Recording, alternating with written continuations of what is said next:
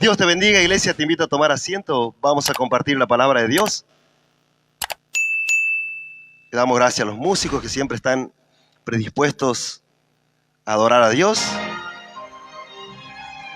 Tú sabes que el apóstol Pablo escribía cartas. Generalmente escribía las cartas a las iglesias a modo de consejos, a modo de solucionar ciertos problemas o circunstancias adversas que estaban pasando las iglesias en aquel momento. Entonces, esas cartas son lo que hoy conocemos nosotros como las cartas paulinas y lo que hoy también conocemos como la Biblia o el Nuevo Testamento. El apóstol Pablo escribió aproximadamente el 70% del Nuevo Testamento. Sus cartas, tal vez Pablo no lo entendía así. Tal vez Pablo no tenía la intención de estar escribiendo justamente la Biblia, pero hoy quedaron aquellos consejos para la iglesia a modo de una Biblia, de palabra de Dios. Pero tú sabes que en este caso Pablo le va a escribir a un joven. Aquel joven era uno de los dirigentes de la iglesia que se estaba fundando por todo Asia en aquel momento. Entonces dice que Pablo le escribe a Timoteo. No solo era su discípulo amado, no solo era una persona que compartía la fe con él, sino dice que Pablo tenía un amor entrañable por este joven. Era prácticamente su amigo, es más, en algunos pasajes lo llama hijito, como si fuese alguien a quien le tenía un aprecio muy grande. Entonces, en esta ocasión, Pablo le escribe al joven Timoteo y le va a dar una serie de consejos. Y a veces los consejos simplemente vienen como una palabra de aliento. A veces el consejo viene como una exhortación. Y a veces el consejo también viene como una palabra suave para los oídos, a manera de que te incentiven a hacer algo de parte de Dios. Pero la palabra de Dios, cuando viene al corazón del joven, del adulto o del anciano, va a producir algo que no puede producir ninguna palabra de hombre, ningún consejo de hombre, ninguna exhortación de un hombre que no tenga a Dios. Pero si la palabra viene de parte de Dios, entonces producirá algo en el corazón de aquella persona a la cual es dirigida o aquel que escucha la palabra de Dios. Pues dice así las Escrituras: mi palabra no volverá vacía. La palabra de Dios no vuelve vacía, sino que hará lo que yo quiero en el corazón de aquella persona. No en vano se suelta la palabra de Dios. No en vano Dios nos dejó la Biblia. Para algo Dios nos dejó la Biblia. Y dice la palabra que toda palabra de Dios es útil para corregir, para redarguir, para instruir en justicia, a fin de que el obrero, el hombre de Dios, esté enteramente preparado para toda buena obra. Para eso viene la palabra de Dios, para que tú estés preparado, para que tú estés preparada. ¿Preparado para qué?, dirá alguno. Para el plan que Dios tiene para tu vida, para el proyecto que Dios tiene con tu vida.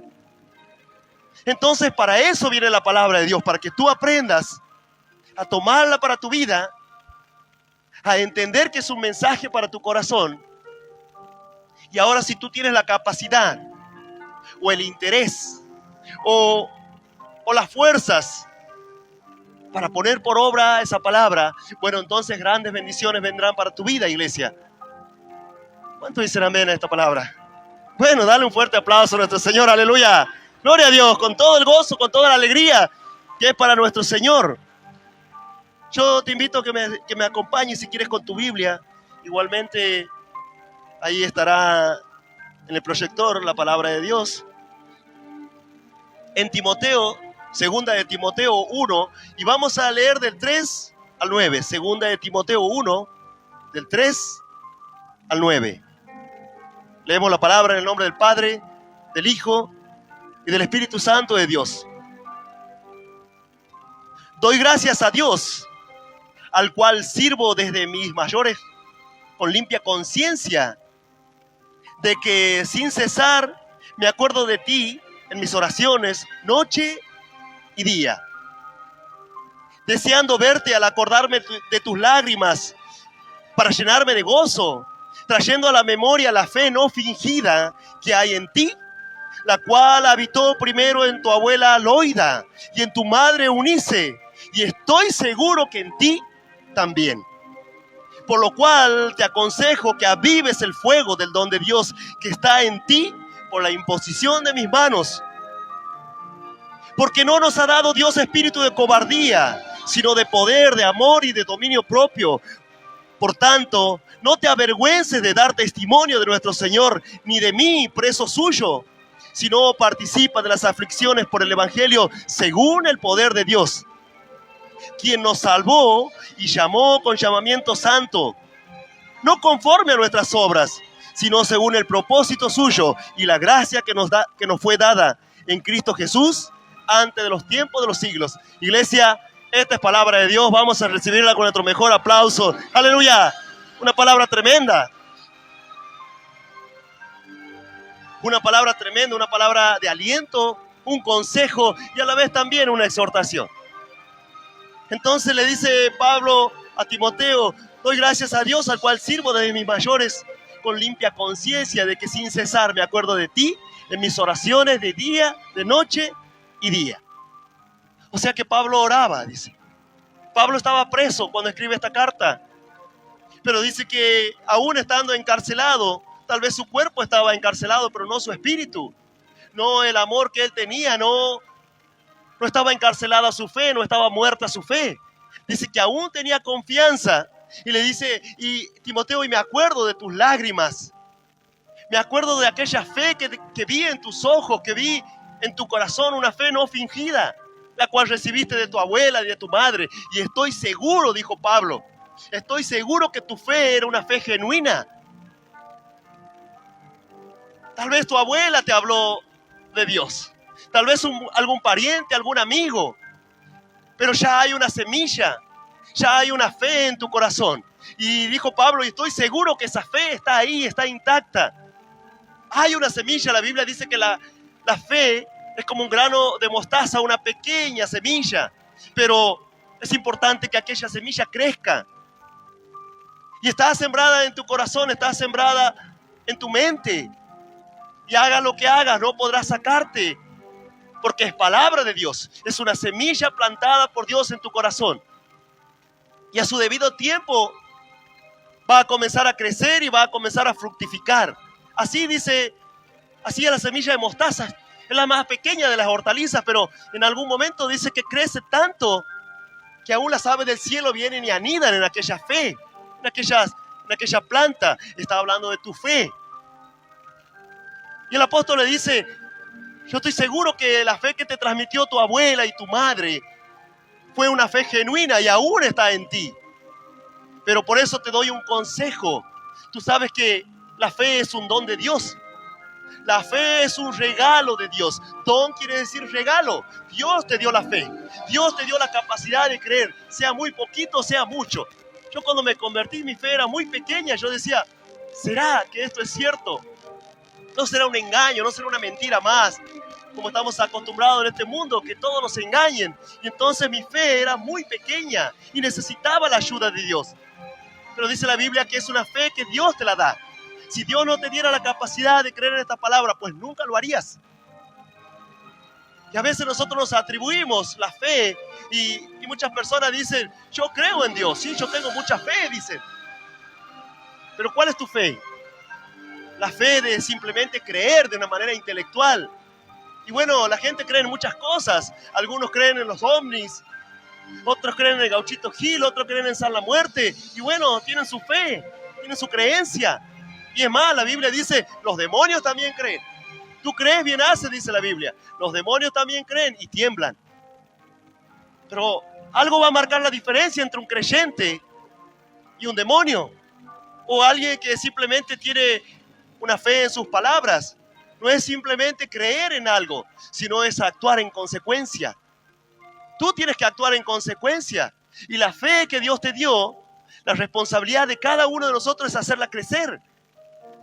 Si yo te regalo una plantita, una pequeña semillita, que luego será un gran árbol, pero si tú no lo riegas, si tú no lo cuidas, si no le pones los fertilizantes debidos, si no le haces dar la luz del sol, bueno, pues aquella planta no podrá hacer la fotosíntesis. Aquella planta no podrá tener fuerza para vivir y tarde o temprano terminará muriendo. Aparentemente algo pasó con Timoteo. ¿Sabe Dios si el trabajo? ¿Sabe Dios si las persecuciones? ¿Sabe Dios si el hecho de que Pablo estaba encarcelado? Pero por algún motivo parece que Timoteo estaba menguando en su fe. Parece que por algún motivo Timoteo necesitaba una palabra de aliento. Entonces Pablo le escribe esta carta y dice así, en el versículo 6, por lo cual te aconsejo que avives el fuego. No le dijo, Timoteo, vení que te voy a avivar el fuego. No, tú tienes que avivar el fuego. Es tu responsabilidad, es tu tarea. Te aconsejo, le dice, es un buen consejo. Ruego a Dios que tengas la sabiduría, la capacidad de tomar un buen consejo de parte de Dios y asimilarlo para tu vida. A veces la gente desecha el consejo. Tú sabes que la palabra que tú escuchas aquí es un consejo. Luego tú sales, cruzas esa puerta, atraviesas esa puerta, te vas a tu casa, te vas a tus amigos, te vas al mundo. Y solo fue un consejo. Y en algunas personas solo queda como un simple consejo, como una palabra más. Pero en algunas personas toman la palabra de Dios como un consejo de parte de Dios, como una palabra inquebrantable, como algo que se debe hacer sí o sí, y entonces aquellas personas comienzan a experimentar el poder de Dios. No así aquel que simplemente fue un oidor de la palabra. ¿Tú sabes cuántos creyentes hay hoy que son oidores de la palabra? ¿Sabes cuántas personas escuchan la radio, la predicación del fundador de este ministerio, pero no vienen a la iglesia o no se congregan? Y dicen, sí, yo escucho la radio, pero es increíble la cantidad de personas que diariamente le predicamos, con mi esposa hablamos, y dice, yo escucho la radio de tu iglesia. Sí, pero tienes que dar un paso de fe. Tienes que acercarte, tienes que ser parte de la obra de Cristo. Solamente escuchar la radio significa que Dios te está llamando. Escuchar una palabra, que esa palabra toque tu corazón, mueva la fibra más íntima de tu corazón, significa que Dios te está llamando, pero tú tienes que acudir a ese llamamiento. Imagínate si alguien te llama para regalarte algo, una casa, un auto, pero si tú no vas, perderás aquella oportunidad. Tienes que acercarte, tienes que ser parte de la obra de Cristo. De nada sirve simplemente escuchar la palabra de Dios. Tiene que ir acompañada del accionar del cristiano. Entonces dice que Pablo le habla a Timoteo, le dice, te doy un consejo, Timoteo, aviva el fuego. Hay un fuego en tu corazón. Hay un fuego cuando escuchas la palabra. Hay un fuego por las cosas de Dios. O cuando escuchas que hay un Dios en los cielos que quiere bendecirte, hay un fuego, pero lo tienes que avivar, porque aparentemente se estaba apagando el fuego. Y si esta palabra viene al corazón del creyente porque tal vez por distintos motivos dejaste apagar el fuego de Dios, te aconsejo, le dijo, que avives el fuego del don de Dios, el don que Dios te dio, el regalo que Dios te dio. Tú sabes que hay personas que tienen dones tremendos de parte de Dios. Y la Biblia dice que tanto el llamamiento como los dones son irrevocables. Dios te los dio y van a permanecer ahí toda la vida, esperando a que tú te decidas, esperando a que tú tomes las cosas de Dios en serio. Los llamamientos de parte de Dios y los dones son la capacitación del Espíritu Santo para que tú hagas una obra para la cual Dios ya te predestinó. Ese es un don, es un regalo que viene de parte de Dios para que tú puedas llevar adelante un ministerio, una tarea, algo que Dios te encomendó para que hagas en esta tierra, en este mundo. Pero tienes que avivarlo. Aviva el fuego. Tú sabes que desde que se descubrió el fuego fue una bendición muy grande para el ser humano, pues pudo cocinar los alimentos, pudo matar las bacterias que había en los alimentos. Con el fuego puedes purificar, puedes cocinar. Y más allá, a medida que la industria fue creciendo o los descubrimientos, ahora con el fuego también y la combustión podían hacer funcionar maquinarias, motores. Hasta hace años atrás los trenes funcionaban por el fuego. Entonces el fuego producía un movimiento. Era algo bueno. Tener el fuego de Dios es algo muy bueno. Y por eso Pablo le aconseja, le dice, te animo a que avives ese fuego. Tú sabes que en el norte se utiliza mucho el fuego para cocinar. Inclusive en el campo la gente constantemente cocina con fuego. En el campo generalmente sucede esto. Y allí dentro de los hogares, de las casas, hay una especie de cocinas. Y bueno, obviamente de un día para el otro, muchas veces el fuego parece que está apagado. Tú vas y entras a ese lugar donde cocinan y está todo lleno de ceniza. Pero tú comienzas a mover las cenizas y debajo de las cenizas hay carbones prendidos. Ahí está el fuego, parece que no. Solo había que correr las cenizas y solo había que avivar el fuego, soplar un poquito, tal vez poner algunas ramitas secas y luego tienes un gran fuego. Y ahora puedes cocinar, puedes alimentar a tu familia. Estaba el fuego ahí, solamente que parecía que estaba apagado. Parecía que ese fuego ya había terminado, pero no es así. Aparentemente en Timoteo estaba sucediendo esto. Entonces Pablo le dice, te animo a que avives ese fuego. Hay un fuego en ti y Dios te dio un don, pero tienes que avivar el fuego para poner en movimiento tu fe. Y muchas veces el fuego se apaga. Muchas veces el fuego se apaga porque la responsabilidad es nuestra. Y muchas veces el pecado apaga el fuego que Dios puso en nuestros corazones.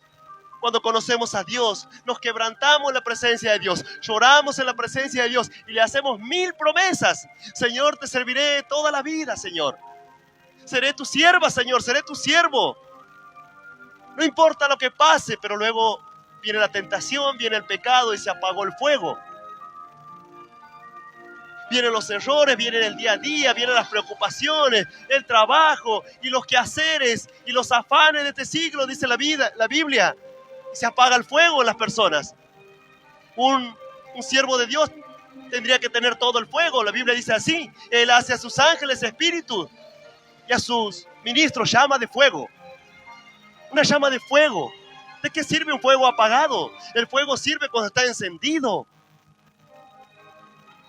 Pero a veces las cuestiones de esta vida, a veces nuestras debilidades, nuestros errores hacen que poco a poco el fuego se vaya apagando en nuestro corazón. El varón de Dios, Jeremías, le dijo al Señor en un momento: Señor, ¿hasta cuándo tengo que soportar todo lo que soporto? Te siento lejano, Señor. Y comenzó su discurso y de alguna manera comenzó a quejarse con Dios. Y le dijo: Señor, te siento muy lejos. ¿Cuándo harás venganza de mis enemigos? Le dijo él. ¿Cuándo me harás justicia? Le quería decir. Te siento lejos, Señor. Eres para mí, dice, como una cosa ilusoria, como aguas que se desparraman. Te siento lejos, Señor. ¿Hasta cuándo estarás enojado conmigo? Le decía Jeremías. Sentía lejos a Dios. Sentía que Dios era como una ilusión. Dice: yo comí tus palabras y las prediqué y hablé de ti, y a causa de esto vino grande afrenta, le decía él al Señor. Y hablaba con el Señor y el Señor no le contestaba nada y él continuaba como una especie de queja. Hasta que en un momento Dios le habló y le dijo: Jeremías, si te convirtieres, yo te restauraré. Parece que a Jeremías se le estaba apagando el fuego, no a Dios. Parece que Jeremías, de alguna manera, tal vez cometió algunos errores. Tal vez dejó que la influencia de este mundo, tal vez dejó que las preocupaciones y todo el pueblo ingrato que no quería escuchar la palabra de Dios le afectara en su corazón. Y entonces le dijo el Señor: si tú te convirtieres, yo te restauraré. Tú tienes que convertirte. Tú tienes que entregarle el corazón a Dios. Eso quiere decir convertirse. Entregarle tu vida, entregarle tu corazón, tus sueños, tus anhelos, entregarle todo en las manos de Dios. Y pedirle a Dios que te cambie, que te dé un corazón de carne, un corazón capaz de entender, de comprender su palabra, de adorar a Dios y de poner por obra la palabra de Dios. Si te convirtieres, yo te restauraré. Yo te voy a restaurar, le dijo el Señor. ¿Quieres que Dios restaure tu vida? Conviértete. Conviértete de corazón. Entrégale tu corazón, tu vida. Tienes que dejar de dar vueltas.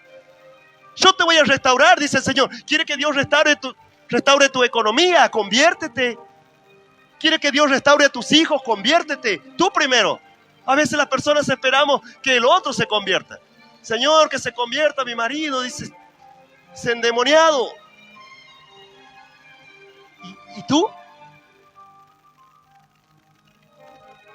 ¿Cuándo vas a avivar el fuego que Dios ya puso en tu corazón, en tu vida? Conviértete tú, le dijo el Señor. Y si te convirtieres, yo te restauraré.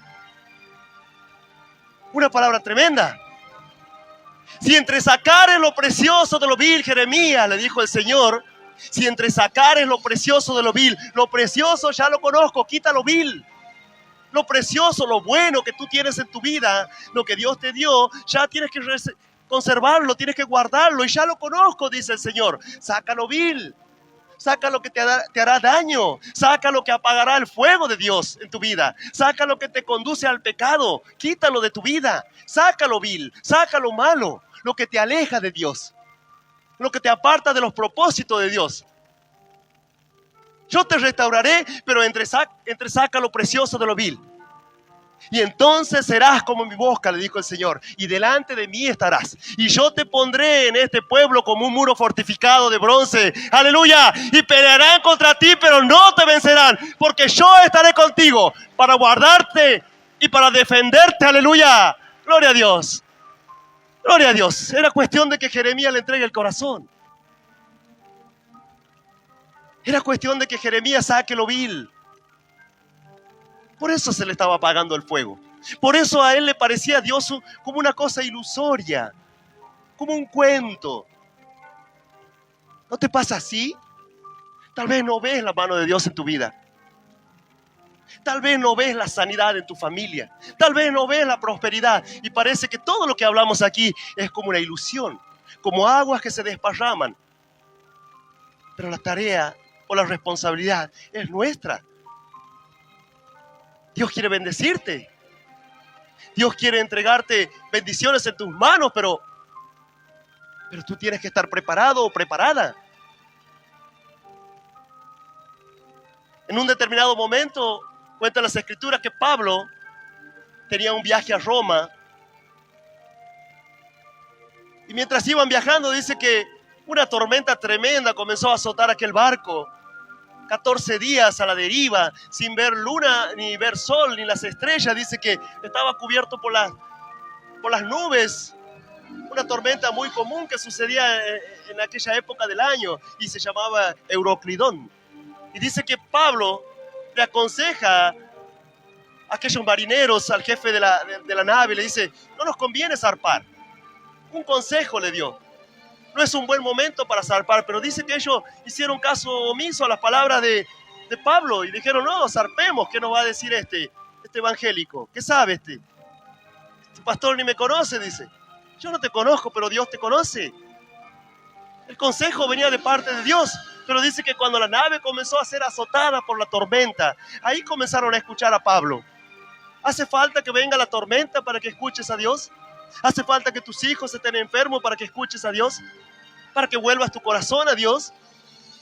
Entonces dice que Pablo tenía que ir en aquella nave. Y por lo tanto dice que en un determinado momento la nave iba a la deriva, aquel barco con 270 tripulantes. Llegan a algún lugar, la nave encalla en aquel lugar y dice que un viento que comienza a destrozar la nave. Y Dios ya le había hablado a Pablo, porque dice que Pablo estaba orando. Pablo estaba preso y estaba orando. Pablo iba a la nave y estaba orando de día y de noche. Pablo mantenía el fuego en su corazón encendido. No dejaba que se le apague el fuego. Dice la Biblia que en la antigüedad los sacerdotes tenían que mantener el fuego en el altar constantemente encendido para que las personas que vinieren pudieran traer su holocausto, pudieran traer su sacrificio a la mañana y a la tarde, al día que, en el momento que fuera. ellos tenían que venir y encontrar el fuego del altar encendido. Un hombre de Dios tiene que tener el fuego encendido. No puede darse el lujo de dejar que el fuego se le apague. El fuego significaba el que consumaba el sacrificio que era para Dios. El fuego significaba aquel que lo purificaba al pueblo del pecado. Ese era el fuego de Dios. Entonces dice que un frío tremendo, porque toda esta gente llegó a nado. Dice que algunos llegaban en parte en madera cuando se terminó de destruir aquel barco. Y dice que llegaron a una isla que se llamaba la isla de Malta. Y aquellas personas que estaban en la isla de Malta, los nativos, dice que eran buenas personas. Y dice que recibieron a Pablo y a toda la tripulación con no poca humanidad, dice la Biblia. Así, con un buen corazón. Fueron hospitalarios y dijeron, bueno, venga, nosotros lo vamos a ayudar. Pero dice la Escritura que Pablo no se quedó con los brazos cruzados. Hicieron una gran fogata. Y dice que Pablo, siendo el apóstol mismo, un hombre tremendo de Dios que subió al tercer cielo y que tuvo visiones tremendas y que tenía una tarea tremenda de parte de Dios, pero dice que este varón andaba juntando ramitas, leñas para avivar el fuego. Este varón cuidaba de las personas. Este varón cuidaba de aquellas personas que Dios le encargó. Dios le dijo, no van a morir ninguno de ellos. Bueno, así dicen las Escrituras. Creen en el Señor Jesucristo y serán salvos tú y toda tu casa. Hay promesa de bendición para tu familia. Hay promesa de bendición para tus hijos, para tus nietos, para tus parientes. Pero ¿cómo está el fuego? Entonces Pablo dice que se preocupaba y dijo, no vamos a dejar que se apague este fuego. Y cuando él, dice, fue a tomar más ramas, una víbora, una serpiente, se le prendió de la mano. Todo un simbolismo de Satanás. Todo un simbolismo de lo que viene a hacer Satanás en la vida del creyente. Tú quieres ayudar a otro y viene Satanás y te tira su veneno. Y te envenena el corazón y quiere matarte, quiere matar tu fe. Matar a Pablo significaba matar el mensaje que Dios tenía para Roma. Entonces dice que aquella serpiente que era la más venenosa de aquella isla, ahora estaba prendida en la mano de Pablo. Pablo podría haber dicho, Señor, voy con un mensaje de parte tuya. Y me atrapa esta tormenta, casi muero de frío, casi muero ahogado. Y ahora que quiero ayudar a estas personas, se me prende la víbora. ¿Qué más puedo esperar? ¿Qué más me puede pasar, Señor? Pero gracias a Dios que había un gran fuego. Dice la Biblia que Pablo, sacudiéndose la serpiente, tirándola al fuego, la tiró en el fuego a la serpiente. Allí es donde tienes que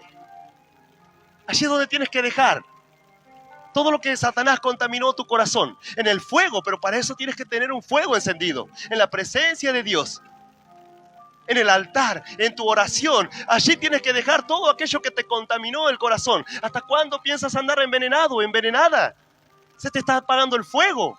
Hay hermanos que se le están apagando el fuego y poco a poco comienzan a faltar. Y no vienes a una reunión, no vienes a otra. Se te está apagando el fuego. Y mientras tanto el veneno está llegando a tu corazón. ¿Por qué no sacudes la víbora en el fuego de Dios y continúas con la tarea que Dios te encomendó? ¿Por qué no dejas allí tu rencor, tu odio, tu angustia, tu tristeza en el fuego de Dios? Es tan importante el fuego de Dios. Pablo le decía a Timoteo, aviva el fuego. Pablo mismo estaba en este lugar avivando un fuego. ¿Y cuán útil le fue avivar el fuego? Pues dice la Escritura que toda la gente estaba esperando que Pablo muriese porque aquella víbora o serpiente era letal. Pero dice que luego se asombraron. En un principio decían, seguramente este es un criminal, que la justicia de Dios lo está alcanzando en esta isla. Pero dice que pasaban los minutos y ellos ya sabían en cuánto tiempo se moría una persona que era mordida por aquella serpiente. Sabe Dios si 30 minutos, 40 minutos, no sé, pero dice que pasaba el tiempo y Pablo seguía como si nada. Pablo continuaba con su tarea, Pablo continuaba ayudando, Pablo continuaba en su servicio. ¿Tú sabes cuántas veces nos mordió la serpiente en el servicio? ¿Tú sabes cuántos disgustos nos llevamos en la propia iglesia, con los propios hermanos? Cantidad de veces. personas a las que nosotros le predicamos, personas por las que nosotros fuimos a orar por sus hijos, ahora estaban pagándonos mal por bien. Ahora estaban criticando, enojados, molestos por cuestiones vanas. Personas por las cuales oramos por parientes enfermos. Pero es una lógica. ¿Tú crees que Satanás se va a quedar con los brazos cruzados? Te va a querer dañar, te va a querer envenenar, te va a querer contaminar. Y entonces dice que las personas estaban esperando, ya se va a morir. Así como Satanás está esperando que se muera tu fe. Pero dice que Pablo la tiró en el fuego. Y dice que pasaron los minutos y ahora dijeron, no, parece que no es un criminal. Parece que es un Dios. No era ni un criminal ni era un Dios. Era un verdadero hombre de Dios que tenía el fuego encendido. Que tenía, aleluya, su corazón contento, gozoso, alegre por servirle a Dios. No dejó que se le apague el fuego.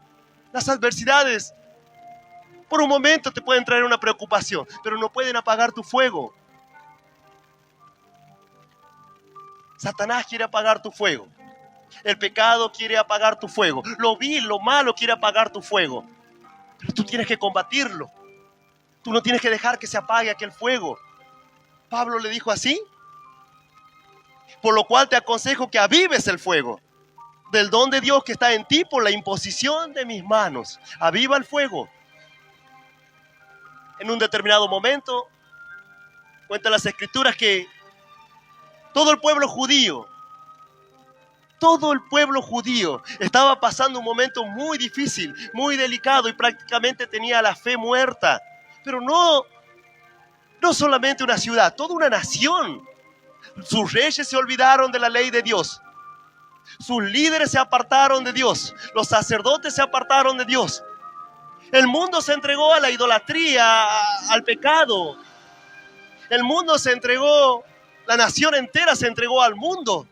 Cuando tú te entregas al mundo, cuando tú te contaminas con las cuestiones de este mundo, Pablo dijo así, apártate de este mundo. Apartarse del mundo no significa aislarse. Apartarse del mundo significa apartarse de las cuestiones pecaminosas de este mundo. Eso significa. Entonces dice que todo el pueblo judío ahora se contaminó con las costumbres del resto del mundo. Y ellos tenían leyes estrictas. Dios le dijo, ustedes no van a hacer lo que hace el mundo. Ustedes no se van a contaminar. Ustedes no van a andar en fiestas y en borracheras como hace el mundo. Y ese es un mensaje para la iglesia de Dios. Ustedes no van a andar fornicando, adulterando, robando, como lo hace todo el mundo. No, ustedes van a ser un pueblo especial. Pero dice que de tanto en tanto a los judíos se les olvidaba esto. A sus reyes se les olvidaba. Como a veces a los cristianos se nos olvida. Y poco a poco nos vamos contaminando. Y después nos preguntamos, ¿y por qué está así mi familia? ¿Por qué sos como una cosa ilusoria, oh Dios? Porque te contaminaste.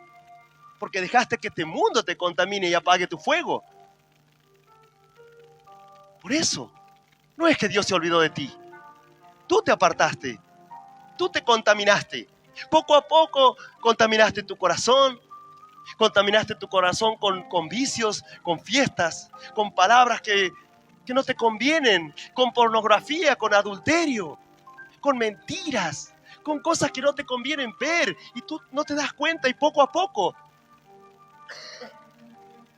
el pecado va apagando tu fuego, el mundo apaga tu fuego. Y antes tenías ganas de servirle a Dios. Y antes tenías ganas de ser una mujer de Dios, un hombre de Dios, un joven de Dios. Pero ahora se te apagó el fuego. Ahora no hay motivo para luchar. Ahora no hay motivos para venir a la iglesia. No hay motivos. No hay ganas de orar, de leer la Biblia. No hay ganas de creer. No hay fuerzas. No hay fuego. Así estaba el pueblo de Dios, apático con las cosas de Dios. Entonces dice que asume un nuevo rey, Josafat. Josafat tenía aproximadamente 17 años cuando asumió el trono. Y dice que su abuelo y su padre hicieron las cosas como a Dios le desagrada. Pero Josafat dijo, Josafat era un joven que sabía pensar. Josafat era un rey prudente, un joven prudente. Supo pensar, supo discernir, supo de alguna manera indagar. Y él dijo, ¿por qué está así la nación? Algo hicimos mal. Tendríamos que tener la bendición. Tendríamos que tener una familia bendita, hijos de bendición. Tendría que tener una buena prosperidad. Pero sin embargo estoy así.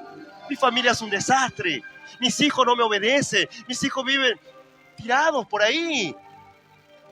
No van a la iglesia. No tienen fe en su corazón. Parecen más mundanos que los que no conocen la palabra de Dios. Pero Josafat dijo, algo hicimos mal. Y dice que pensó y dijo, bueno, vamos a comenzar restaurando el templo al menos. Y le envió a los carpinteros, a los albañiles, y le dijo a los sacerdotes, hagan una cosa, denle la plata a los carpinteros, a los albañiles, para que comiencen a restaurar el templo de Dios. Pues nos hemos olvidado de Dios. Nos olvidamos de ir a escuchar la palabra de Dios.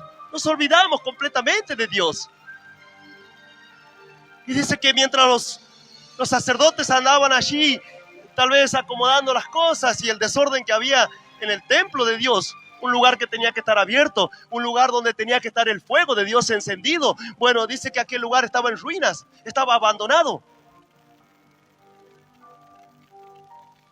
¿Qué fuego iba a haber en ese lugar? Si Dios estaba en último lugar. Entonces dice que de casualidad encuentran la palabra de Dios, los pergaminos, tal vez los 5 libros, los 5 primeros libros, que se le dice Pentateuco generalmente, Génesis, Levítico, Número y Deuteronomio. Dice que encuentran la palabra de Dios, y cuando encuentran la palabra de Dios la tenían perdida. A veces la palabra de Dios está así en el corazón del cristiano. A veces no tenemos una comunión con la palabra de Dios. Y si te olvidas de la palabra de Dios, se te apaga el fuego. No hay motivo, no hay incentivo, no hay fe. La fe es como un grano de mostaza, así pequeñita. Pero también la Biblia dice que la fe viene por el oír, y el oír la palabra de Dios. Por leer la palabra de Dios, por escuchar la palabra de Dios, por tomar la palabra de Dios, el consejo de Dios.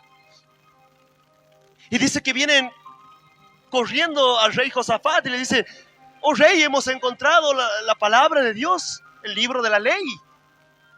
Bueno, dijo Josafat, que bueno, vamos a ver qué dice. ¿Por qué estamos así? ¿Por qué está así nuestra vida? Vamos a ver qué dice Dios. Y dice que mientras los sacerdotes o los escribas le leían la palabra al rey, dice que el corazón del rey se comenzó a enternecer.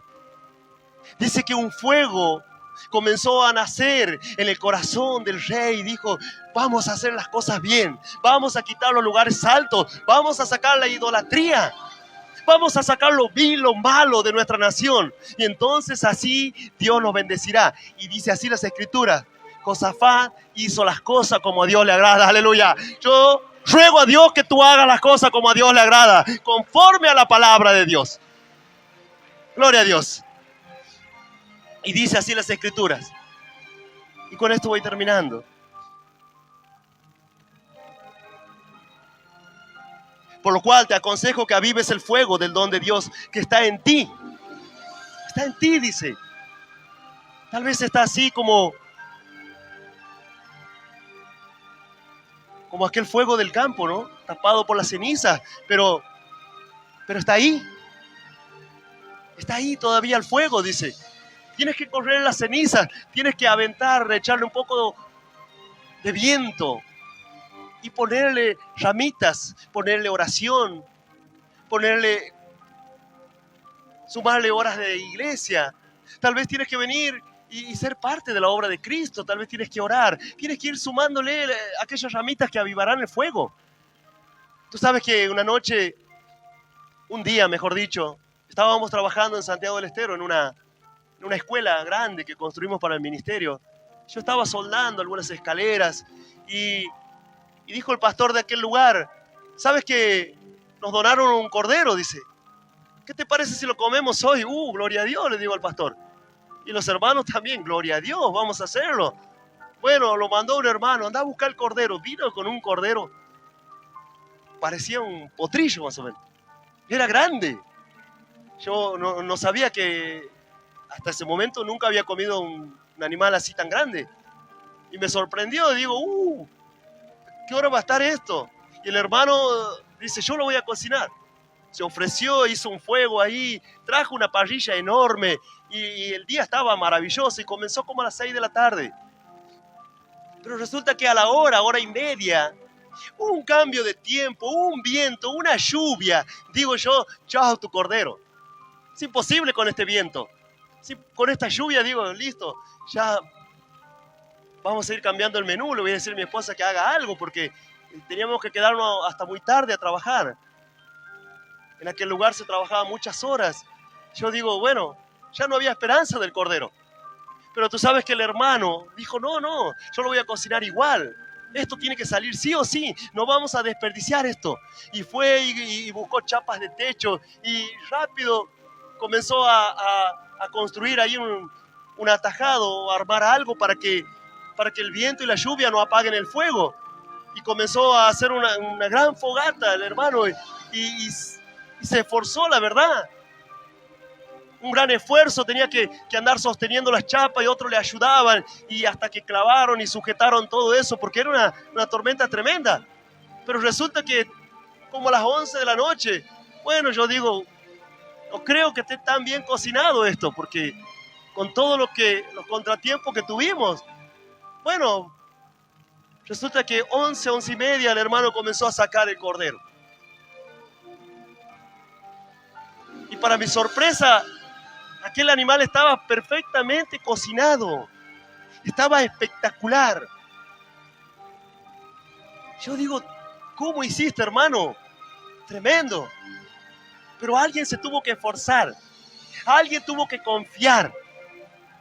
Si ese hermano no se hubiese esforzado, si ese hermano no se hubiese mojado, porque se tuvo que mojar para armar todo aquel refugio para el cordero, bueno, pues esa noche no hubiésemos comido. Y se hubiese perdido toda esa carne a medio cocinar. Pero alguien tiene que esforzarse. Alguien tiene que mantener el fuego prendido. Alguien tiene que tener fe en su corazón. Alguien de la familia tiene que pararse firme y decir, no voy a dejar que se muera el fuego. El fuego de Dios, del don de Dios que hay en mí, que hay en mis hijos, que hay en mi esposo. Alguien tiene que pararse firme. ¿Qué hubiese pasado? Hoy no estaríamos contando. O sería una mala experiencia la del cordero. Pero sin embargo, aquella noche comimos un montón de personas, de hermanos que estábamos trabajando en aquel lugar. Grandes serán las consecuencias si dejas apagar el fuego de Dios de tu corazón. Dice así las Escrituras.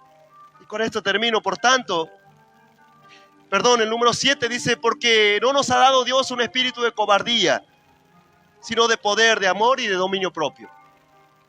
Si avivas el fuego de Dios en tu corazón, dice, cuando habla del fuego, habla de la capacidad que el Espíritu Santo te da para sobreponerte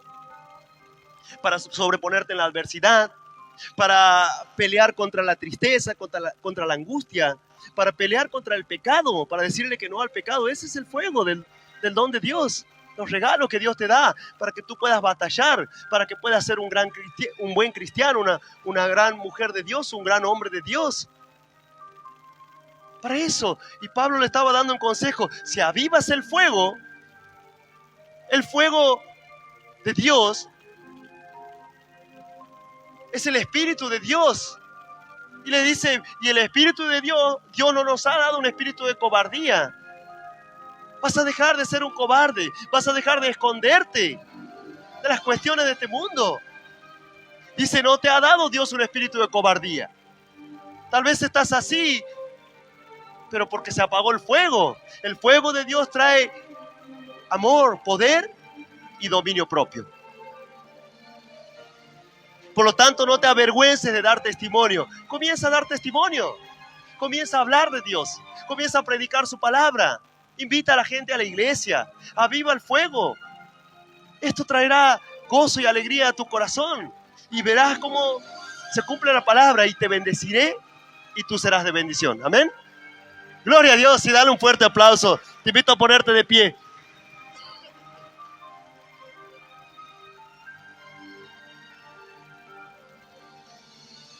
Dice así, con esto vamos terminando, por tanto, no te avergüences. Por tanto, no nos ha dado Dios un espíritu de cobardía, sino de poder, de amor y de dominio propio. Tú sabes que cuando nuestro Señor Jesús iba a partir, iba a ir a los cielos juntamente con su Padre, con nuestro Padre,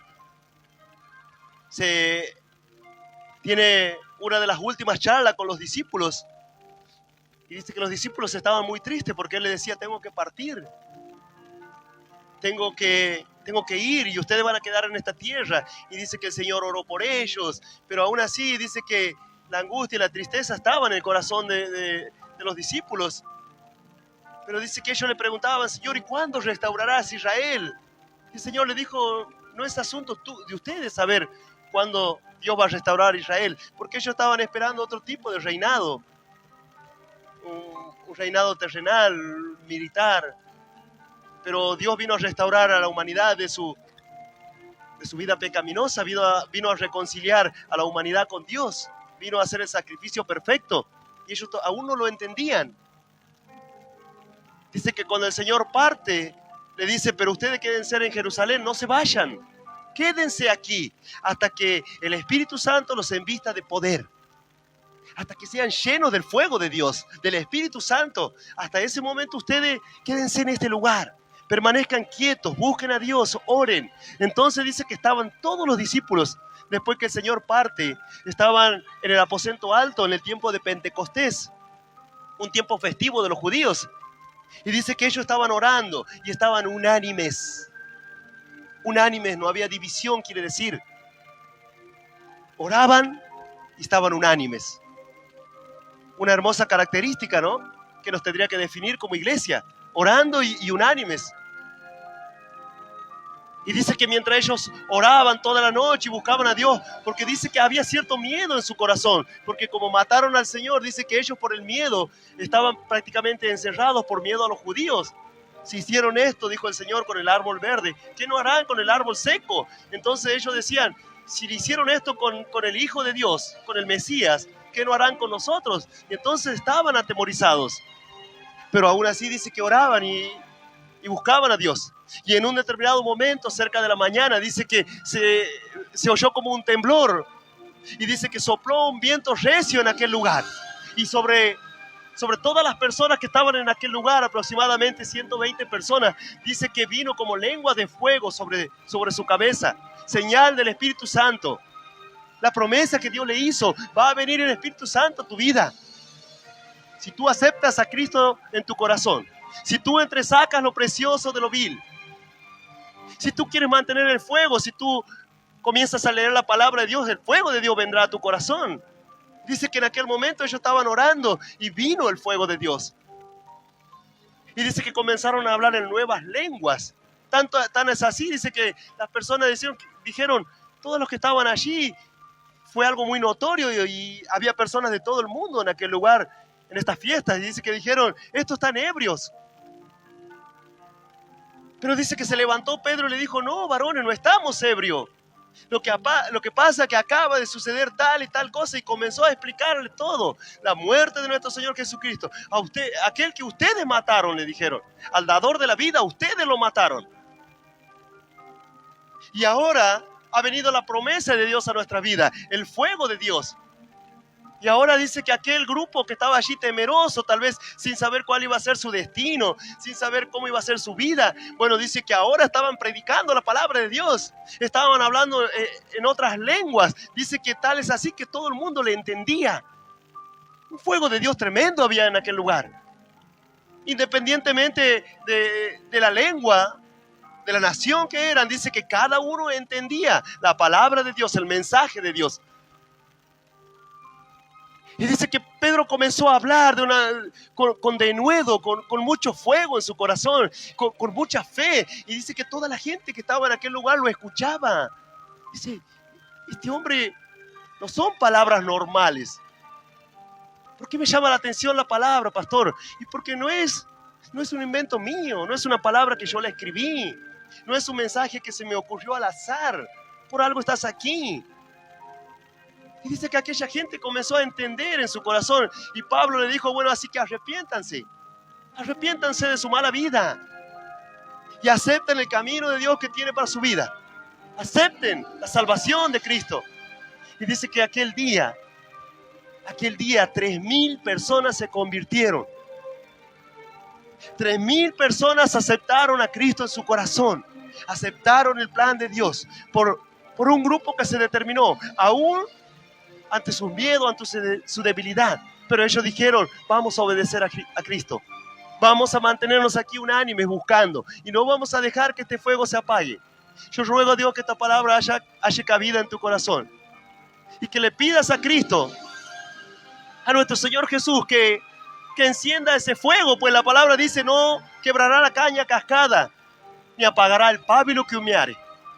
El pábilo que humeare es esa leñita que está a punto de apagarse y que humea. No la va a apagar, dice, sino que el aventador está en su mano, aleluya. Él te dará fuerza, Él te dará poder, amor y dominio propio, aleluya, gloria a Dios.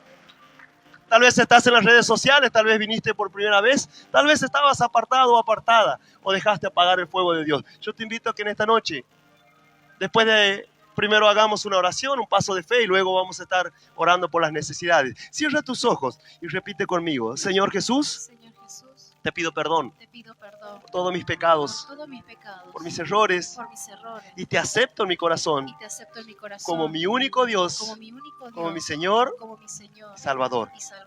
Señor Jesús, aviva el fuego que un día pusiste en mi corazón. Yo quiero ser un canal de bendición, que me bendigas y ser de bendición. Y te pido que anotes mi nombre y el de toda mi familia en el libro de la vida y no lo borres nunca más. Te doy gracias, Señor, por tu amor, por tu misericordia, por tu palabra, por la vida eterna y por el Espíritu Santo que mora en mí. Amén. Y amén, iglesia. Si has hecho este paso de fe, fiesta y en los cielos,